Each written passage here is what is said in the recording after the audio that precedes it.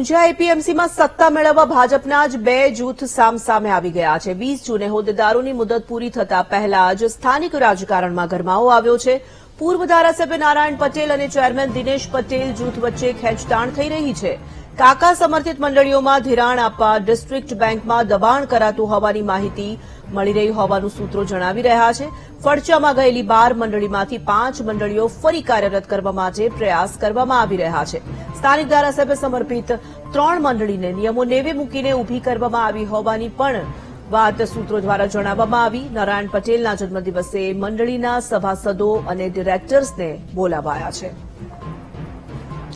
તો ઊંઝા એપીએમસીને લઈને આ મહત્વપૂર્ણ સમાચાર મળી રહ્યા છે। સત્તા મેળવવા માટે ભાજપના જ બે જૂથ સામસામે આવી ગયા છે। તો વધુ એક જૂથબંધીની ઘટના સામે આવી રહી છે। 20 જૂને હોદ્દેદારોની મુદત પૂર્ણ થતા પહેલા જ સ્થાનિક રાજકારણમાં ગરમાવો આવ્યો છે। તો સત્તા મેળવવા માટે ભાજપના જ બે જૂથ વચ્ચે ખેંચતાણના સમાચાર સામે આવી રહ્યા છે। નારાયણ પટેલ અને દિનેશ પટેલ સામસામે આવી ચૂક્યા છે। 20 જૂને હોદ્દેદારોની મુદત પૂર્ણ થવાની છે અને સાથે જ આ જૂથબંધીના સમાચાર પણ સામે આવી રહ્યા છે। ઊંઝા એપીએમસીમાં સત્તા મેળવવા માટે ભાજપના બે જૂથ વચ્ચે ખેંચતાણ ચાલી રહી છે। સંવાદદાતા નિસર્ગ પટેલ ફોનલાઈન પર જોડાઈ ચૂક્યા છે। નિસર્ગ, ઊંઝા એપીએમસીમાં સત્તા મેળવવા માટે હવે ભાજપના જ બે જૂથ સામસામે આવી રહ્યા છે।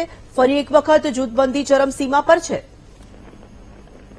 જી તોરલ, 20 જૂને ઊંઝા એપીએમસીની જે મુદત પૂરી થઈ રહી છે ત્યારે ઊંઝા એપીએમસીમાં જે સત્તા મેળવવા માટે અત્યારથી રાજકીય ગોઠવણ શરૂ થઈ ગયું હોય તેવું દેખાઈ રહ્યું છે। ઊંઝા એપીએમસીમાં અત્યારે ચેરમેન તરીકે દિનેશ પટેલ છે, જે પહેલા દિનેશ પટેલ અગાઉ ઊંઝા એપીએમસી ચેરમેન તરીકે પૂર્વ જે ગુજરાતના મંત્રી હતા નારાયણભાઈ પટેલ, તેમના પુત્ર ગૌરાંગ પટેલ ચેરમેન હતા। તેમને હટાવીને ગઈ ટર્મમાં દિનેશ પટેલ ચેરમેન બન્યા હતા, પરંતુ આ વખતે પૂર્વ ધારાસભ્ય નારાયણ કાકાનું જે જૂથ છે તે અત્યારે એક્ટિવ રહ્યું છે અને તે પોતાની જે જૂની જે મંડળીઓ જે તે વખતે જે મંડળીઓ હતી જે ફડકામાં લઈ જઈ અને બંધ થઈ ગઈ હતી તેને પુનર્જીવિત કરવાનો જે પ્રયાસ કરી રહ્યા છે અને તેની જે ડિસ્ટ્રિક્ટ બેંક છે તેમાંથી લોન લઈ તે મત આપી શકે તેવા પ્રયાસો કરવામાં આવી રહ્યા છે। તેથી કહી શકાય કે અત્યારે જે ઊંઝા એપીએમસીની જે ચૂંટણી આવી રહી છે તેને જે એપીએમસીના વર્તમાન ચેરમેન દિનેશ પટેલ અને પૂર્વ ધારાસભ્ય નારાયણ કાકાનું જે જૂથ છે તે રાજકીય